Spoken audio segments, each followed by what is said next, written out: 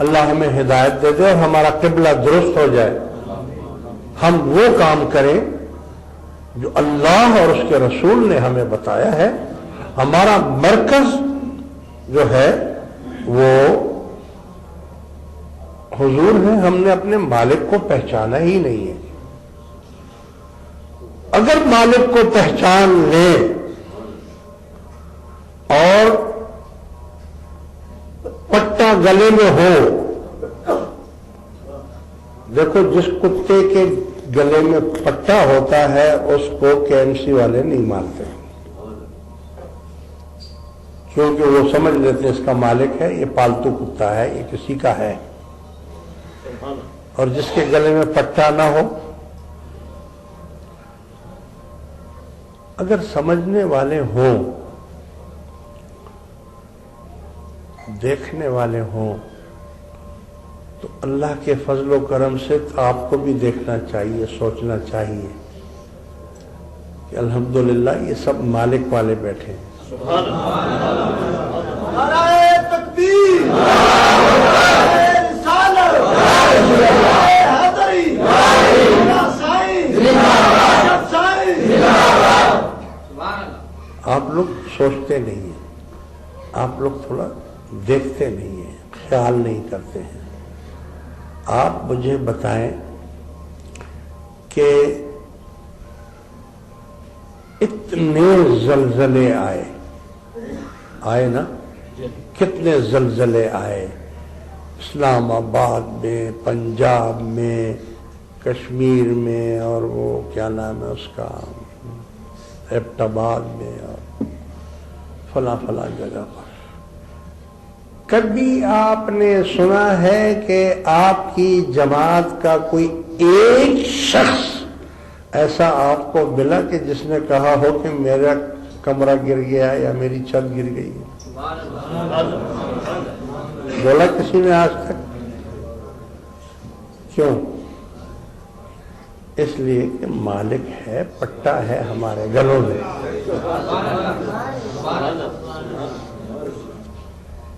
اتنی مصیبتیں، اتنی تکلیفیں کہ لوگ اپنے بچوں کو بیچ رہے ہیں، بھوک کی وجہ سے خودکشیاں کر رہے ہیں۔ میں یہ نہیں کہتا کہ سب کوئی لاکھ پتی کروڑ پتی ہیں، زیادہ تر بے روزگار ملیں گے آپ کو ہماری جماعت میں، غریب ملیں گے، مگر کبھی کسی کو اتنا مطمئن دیکھا آپ نے کہ روزگار بھی نہیں ہے، نوکری بھی نہیں ہے، کام بھی نہیں، پھر بھی مطمئن ہے؟ کبھی آپ نے اس طرف دھیان کیا، خیال کیا؟ کتنی مشکلات، کرفیو، فلانا، دھماکہ، جھگڑے، فساد، خودکش حملے، سب کچھ ہوئے۔ کبھی آپ نے آج تک یہ سنا کہ اس جماعت کا کوئی فرد اس میں زخمی ہوا یا یہ ہوا؟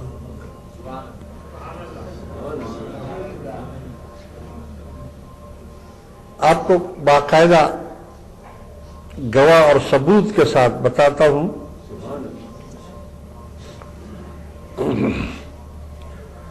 نشتر پارک میں جو دھماکہ ہوا تھا، یاد ہے نا؟ مشہور 12 ربیع الاول کے دن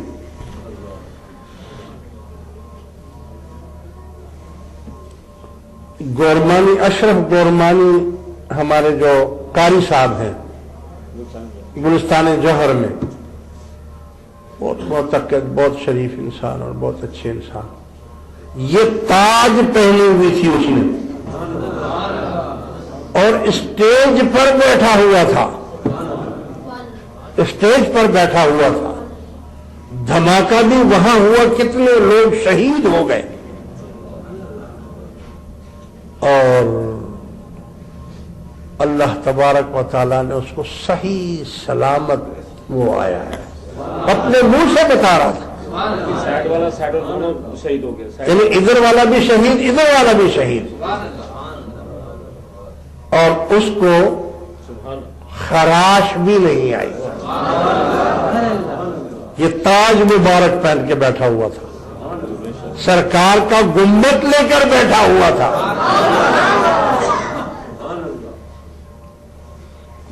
یہ خود اس نے آ کر یہ بات بتائی کہ بتاؤ کہ جب اسٹیج کے اوپر انسان بیٹھا ہوا ہو، دھماکہ ہو جائے، ادھر والا بھی شہید ہو جائے، ادھر والا بھی شہید ہو جائے، یہ معجزہ نہیں ہے تو اور کیا ہے؟ لہذا میرے دوستو، آپ خفی شرک سے بچیں. کسی بھی دنیا دار کی طرف، سیاستدان کی طرف، حکمران کی طرف، کسی میجر جنرل کی طرف، کرنل کی طرف کبھی بھی ذہن ایسے دوستی محبت جو آتا ہے، مہمان بڑے سے بڑا سیاستدان آئے اس کی عزت کرو. عزت کرنا ہمارا آپ کا فرض ہے. کوئی بھی آئے مہمان، جو بھی آئے، چھوٹا ہو یا بڑا ہو، غریب ہو یا امیر ہو، اس کا ادب کرنا، احترام کرنا. یہ اسلام ہم ادھر دیکھیں گے نا کہ حضور علیہ الصلوۃ والسلام کے پاس جب کفار کافر آتے تھے، آپ اپنی چادر ان کے لیے بچھا دیتے تھے. وَإِنَّكَ لَعَلَىٰ خُلْقٍ عَظِيمٍ، میرے حبیب آپ کو میں نے خلق عظیم عطا فرمایا ہے. تو خلق عظیم ہم ادھر دیکھیں گے. ہمارے پاس آئیں گے، ہم ان کا ادب بھی کریں گے، احترام بھی کریں گے، مہمان نوازی بھی کریں گے، ان کے لیے چادر بھی بچھائیں گے، ان کو کریں گے. مگر یاد رکھو دل سے اگر آپ اس کی طرف متوجہ ہو گئے تو آپ کا اندر فیض سارا ختم ہو جائے گا. کہ آپ نے امید رکھی اس سے، کیوں ہم اس سے امید رکھیں؟ کیوں ہم یہ تما رکھیں کہ یہ فلاں شخص ہماری مدد کرے؟ اللہ سے یہ کیوں نہ بولے کہ اللہ ہمیں اس قابل بنائے کہ ہم اس کی مدد کریں؟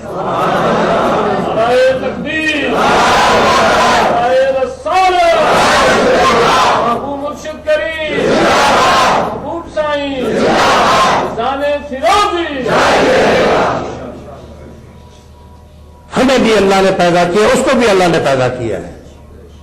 ہمیں بھی رزق اللہ دیتا ہے، اس کو بھی رزق اللہ دیتا ہے. یہ ضرور ہے کہ اللہ تعالیٰ نے وسائل بنائے ہیں، وسیلے بنائے ہیں. کسی کو کسی کے ہاتھ سے پہنچاتا ہے، کسی کو کسی کے ہاتھ سے پہنچاتا ہے. ذریعہ معاش کسی کا دکان ہے، کسی کی زمین ہے، کسی کی جناب عالی نوکری ہے، کسی کو کے ساتھ دوستی ہے، کسی کے ساتھ محبت ہے، کوئی تحفہ دیتا ہے، کوئی لیتا ہے. یہ ذرائع وسائل تو اللہ کے بنائے ہوئے ہیں، مگر حقیقی فاعل تو وہ اللہ ہے نا.